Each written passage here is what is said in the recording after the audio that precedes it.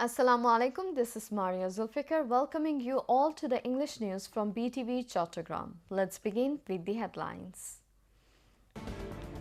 Foreign currency reserve crosses $19 billion based on healthy inflow of remittance and export earnings.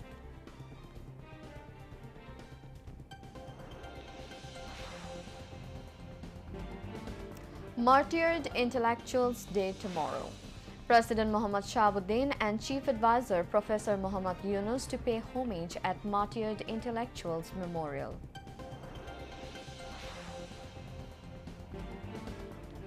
Sound pollution control law to be gazetted soon this month, says Environment, Forest and Climate Change Advisor Sayyida Rizwana Hassan.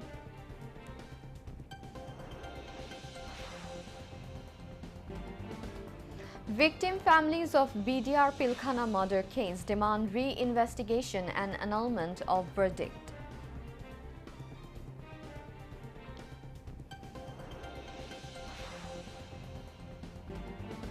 De-escalation of violence on all fronts throughout Syria urgent need, says United Nations Chief Antonio Guterres.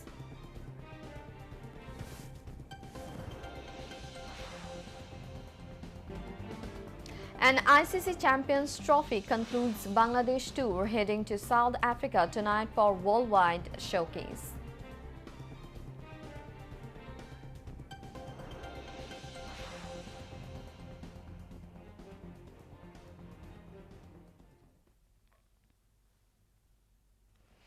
Viewers, those were the headlines. Now moving on to the details. The foreign currency reserves of the country crossed $19 billion based on the healthy inflow of remittance and export earnings. According to the International Monetary Fund IMF calculation methods, now Bangladesh has the reserves of a little over $19.20 billion. However, the total reserves, including different funds of foreign currencies, have stood at $24.75 billion.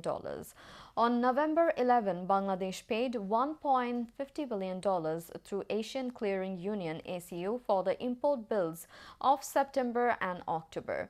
As a result, the reserves stood at $18.45 billion, but it has crossed $19 billion in the last 1 month.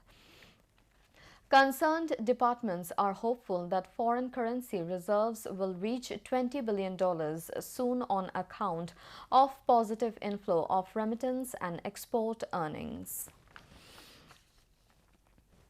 Tomorrow is 14th December, the Martyred Intellectuals Day.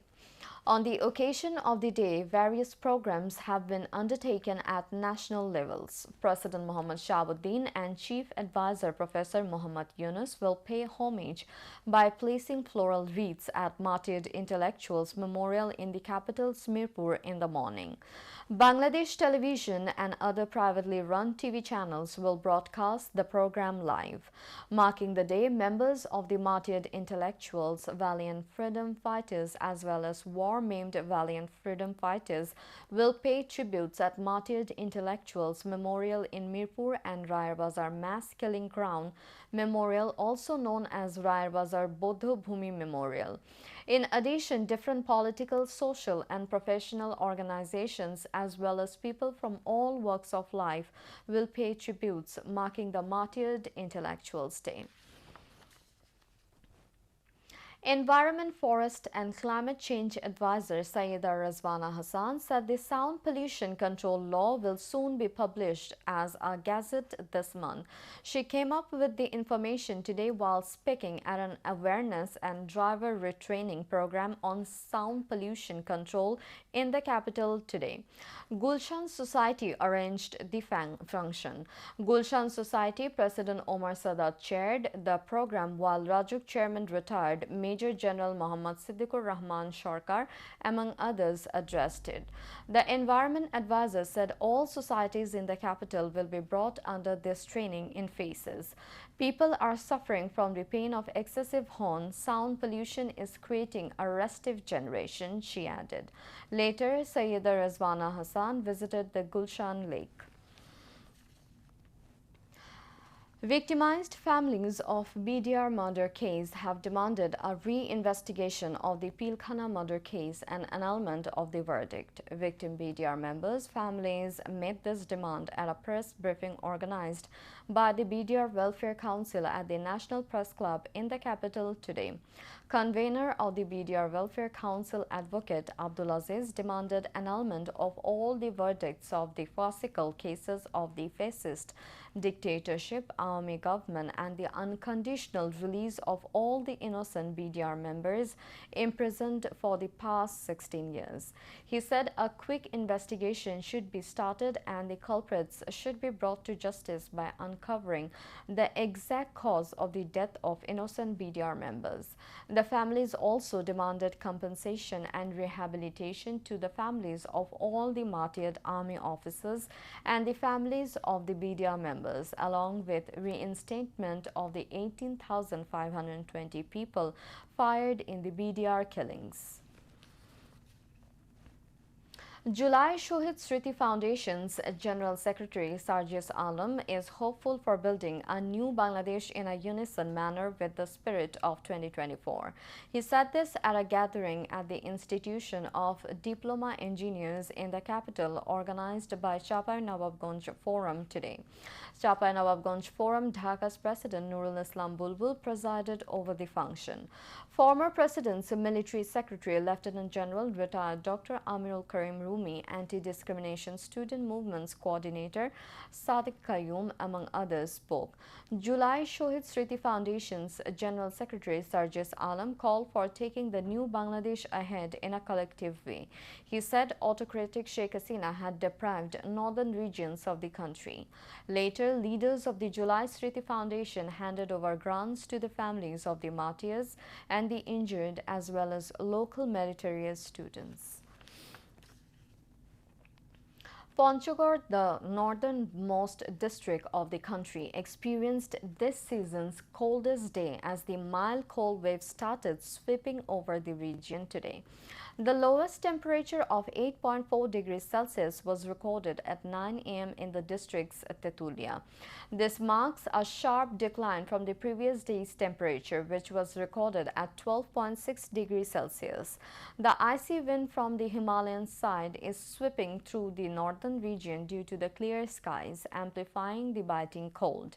The weather is expected to remain similar for the next few days. Local weather observatory center said, according to the meteorological department, temperatures between 8 and 10 degrees Celsius is considered a mild cold wave, 6 to 8 degrees Celsius a moderate cold wave, and less than 6 degrees Celsius a severe cold wave.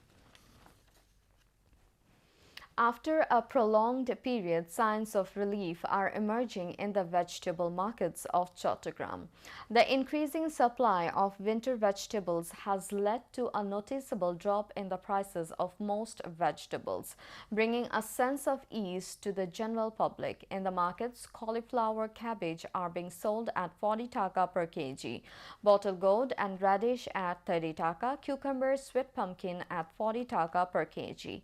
Buyers expressed satisfaction, stating that the reduced prices of winter vegetables have slightly eased their market expenses. However, the prices of some essential items remains a concern for consumers. New potatoes are being sold at taka 110 per kg, while old potatoes have seen a price hike. Market analysts believe complete relief is yet to return. They emphasize that the government should focus on ensuring consistent supply, controlling prices, and taking strong measures to curb market syndicates. Now, international news.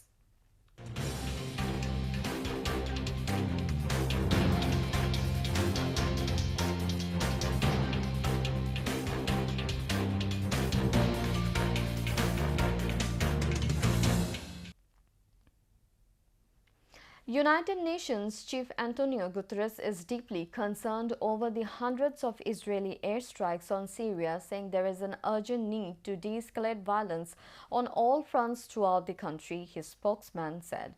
Meanwhile, United States National Security Advisor Jake Sullivan has defended Israel's extensive attacks on Syria, saying Israeli forces are trying to neutralize potential threats.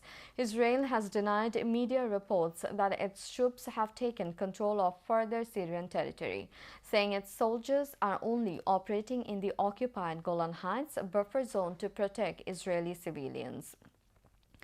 Jordan will host a crisis summit on Syria over the weekend to be attended by top diplomats from Saudi Arabia, Iraq, Lebanon, Egypt, the UAE, Bahrain, Qatar, Turkey, the US, the European Union, and the UN. The UN envoy for Syria says images emerging from the notorious Sednaya prison and other detention facilities show the unimaginable barbarity suffered by Syrians for years. Palestinian authorities have said that at least 33 people were killed in an Israeli strike on the Nuseirat refugee camp in central Gaza, as Israel continues to conduct devastating attacks across the Strip. The government media office in Gaza called the Thursday attack a barbaric and heinous massacre, noting that most of those killed hailed from the al-Sheikh Ali family. Medics told the news agency Reuters that Israeli fire struck a postal office in Nuseirat, sheltering displaced Palestinian families as well as nearby houses. Photographs from the scene show young children coated with dust and blood in the rubble of a collapsed building. As of October 2024, the one-year anniversary of the war, Israeli strikes had completely wiped out at least 902 entire families in the Strip, according to the government media office in Gaza. In the time since Israeli attacks have killed more than 44,800 Palestinians in Gaza, more than half of them women and children. Now, sports news.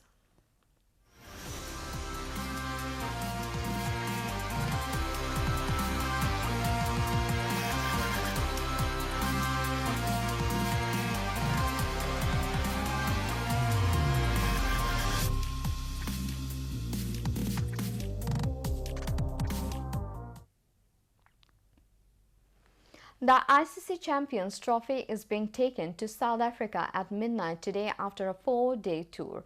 On the last day of the Bangladesh tour, the trophy was kept at Mirpur Sher-e-Bangla National Cricket Stadium from 12 noon to 3 p.m. today. BCB directors, cricketers and media personnel got the opportunity to take pictures with the trophy. Earlier, the trophy was placed at Laboni Point on Cox's Bazar Beach last Wednesday and at Boshundhara Shopping Mall in the capital on Thursday, where the cricket fans of Bangladesh got the opportunity to take pictures. The trophy will be in South Africa from 15 to 22 December. After that, the trophy will travel to Australia, New Zealand and England on January 15 in India. Finally, the trophy will be taken back to Pakistan. The ICC Champions Trophy 2025, known as the Mini World Cup, will be held in Pakistan in February-March next year.